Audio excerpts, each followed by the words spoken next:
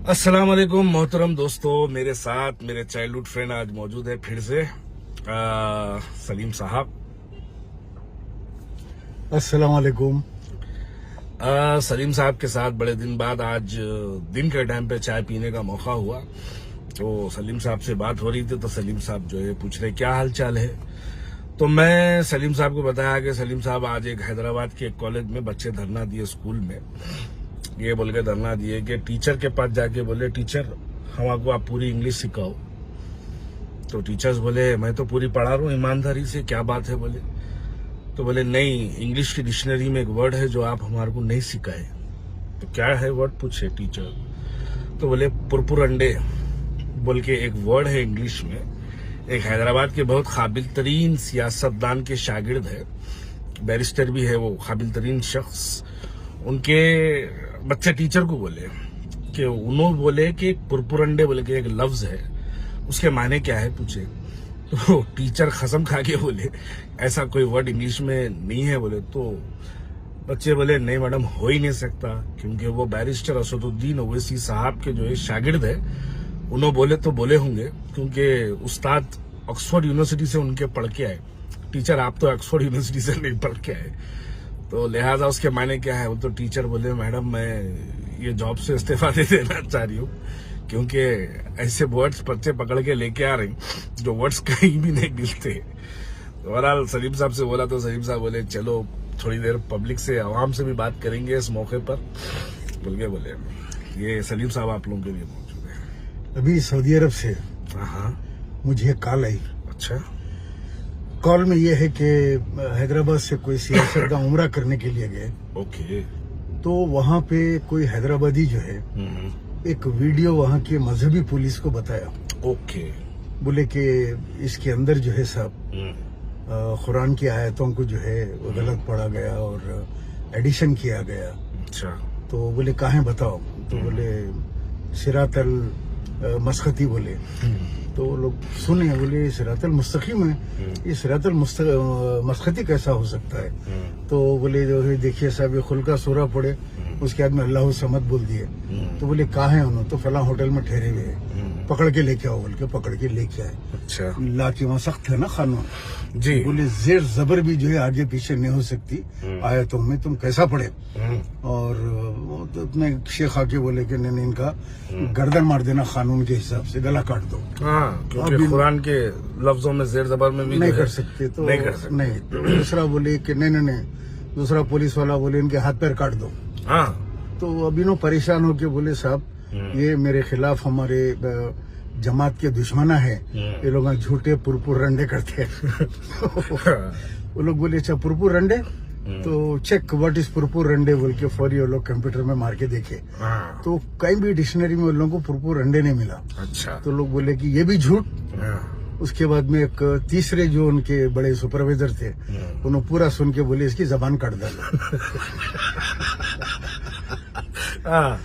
ना इंग्लिश में भी गलती है और इंग्लिश में भी पूरा गलत है, अरबी में भी गलत है। लिहाजा जो है गर्दन वगैरह मत काटो, हाथों पर आने जबान काट दो। तो भी इत्तला मिली है मेरे को, जबान काट दी गई है। अच्छा। वहाँ पे सऊदी अरब के अंदर। अच्छा, लेकिन साहब इसमें एक बात बड़ी हैरत की है। देखिए आप कितने काबिल तरीन शख्स हिंदुस्तान की और हैदराबाद और मुत्तहिद आंध्रा की असेंबलीज में कानून खास काउंसिल बन के रहे, बहुत से रहे। इब्राहिम बिन अब्दुल्ला मस्खती साहब रहे, और जमात की जानिब से इससे पहले अमीनुल हसन जाफरी साहब रहे, बड़े काबिल आदमी। ये अमीनुल हसन जाफरी एक सहाफी, बहुत बड़े हैदराबाद के, सहाफत में बड़ी इज्जत और एहतराम से उनका नाम लिया जाता। रिप्लेसमेंट ऑफ अमीनुल हसन जाफरी से हटा के ये चिचोरे को देना, ये बात मैं समझता हूँ कौम और मिल्लत का मजाक उड़ाने के बराबर है ये।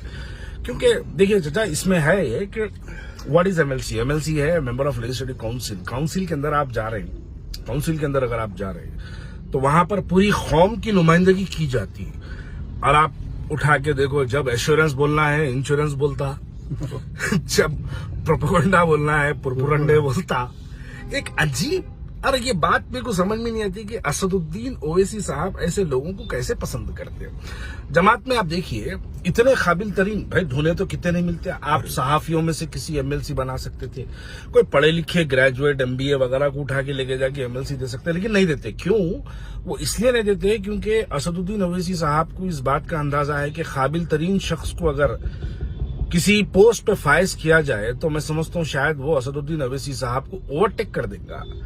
इस वास्ते उन्होंने क्या करते, इलिटरेट अनएजुकेटेड। आप जमात के जितने एमएलए से देख लो, खुद खालिद मुखर्रर को देख लो, आप उन्होंने खुद 12th पास है। वहां पर ऐसा कुछ भी नहीं है। अभी एक नए एमएलए को देख रहे थे, हाँ उनकी काबिलियत भी अभी बाम रुकनुद्दौला जो छूटा जी, उसमें उनकी काबिलियत भी बाहर आ गई अचानक। हाँ पूरी पब्लिक के सामने आ गई उनकी काबिलियत। सही बात, उन्हें कितने काबिल है। सही बात। तो इसमें मेरे को एक जो है वाकया याद आया। हम कभी ये वाकया बचपन में सुना करते थे चाचा जी। एक बादशाह थे जी। तो एक बादशाह का जो है एक दिल एक फकीरनी पे आ गया था। फकीरनी पे दिल आ गया था। अच्छा। फकीरनी जरा देखने में अच्छी खूबसूरत थी, लॉयल थी, तो बादशाह का दिल आ गया फकीरनी के ऊपर। तो फकीरनी को जो है बादशाह बोले कि मैं ये फकीरनी से निकाह कर लेता हूँ। बादशाह निकाह भी कर लिया फकीरनी से। कर ले के बादशाह जो है वो फकीरनी को जो है मलिका बनाती है। ओ ऐसी। तो फकीरनी बादशाह शादी करेंगे तो मलिका हो जाएंगी। मलिका बन गई।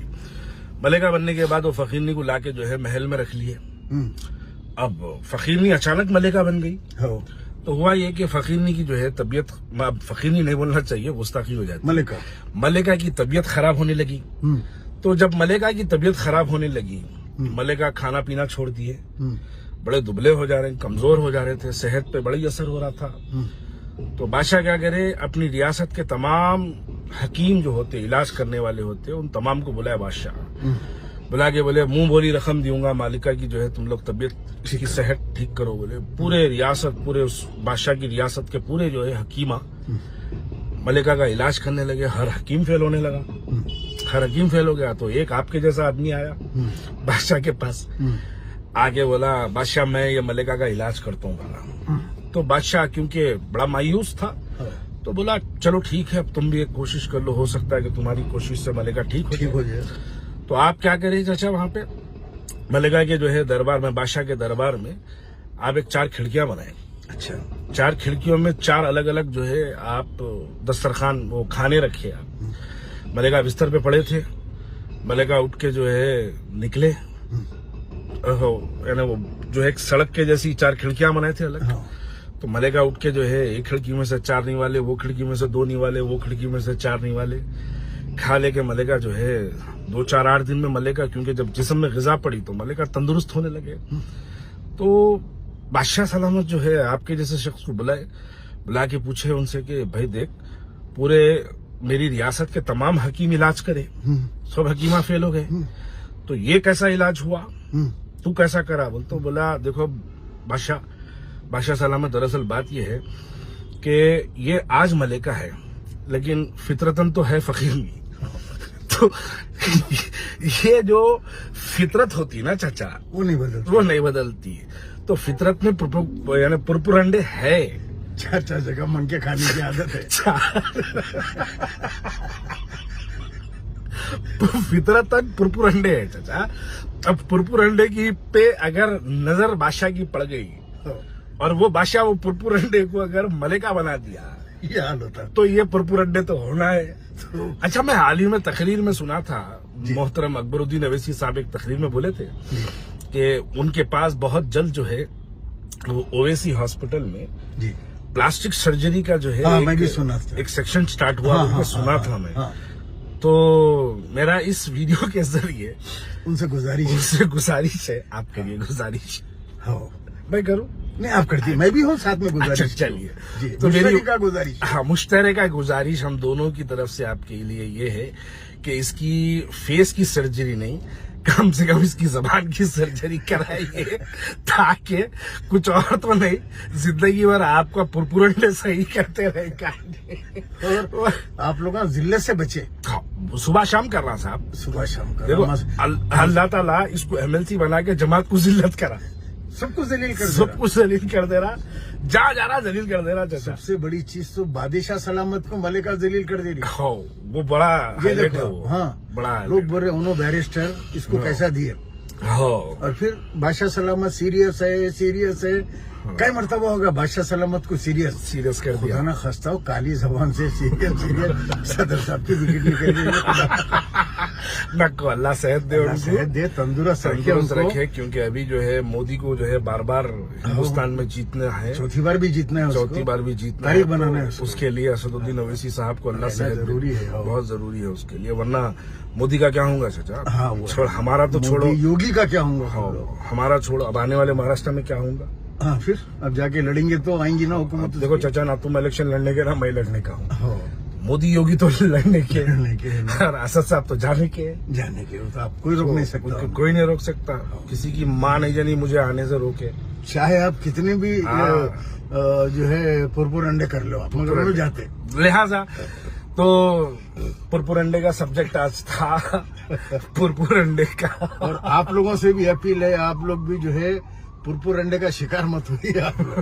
आप लोग अगर हमारे बारे में कोई गलत पुरपुर अंडे कर रहे हैं तो आप लोगों से गुजारिश है कि आप लोग हमारे बारे में गलत पुरपुर अंडे सुनेंगे तो आप लोग वो पुरपुर अंडे पे बिलीव मत करिए। पुरपुर रंडे सुनिए ना पुरपुर रंडी सुनिए आप लोग। हाँ, तो बहरहाल हमारे बारे में भी गलत पुरपुर अंडे होते रहेंगे।